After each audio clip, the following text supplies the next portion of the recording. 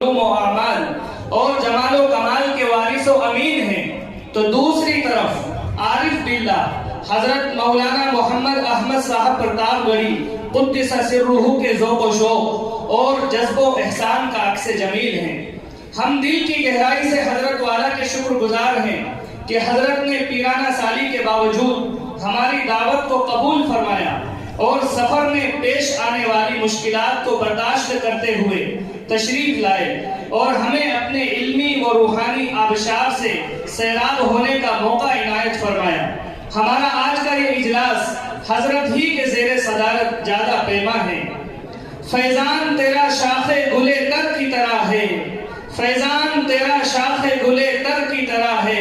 کہتے ہیں تیرا علم سمندر کی طرح ہے۔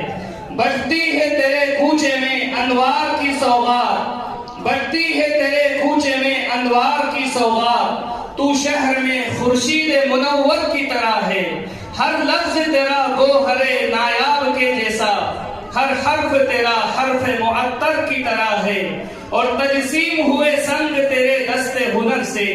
ہر درس تیرا پیشہ آزر کی طرح ہے۔ مکرم سامعین، قبل اس کے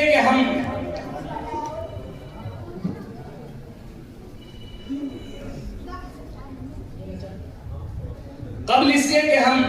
حضرت والا کے کلمات عالیہ سے مستفید ہوں، ہم جامعہ ہادہ کے ایک استاذ مفتی عزیر صاحب سے درخواست کرتے ہیں کہ مناجات پیش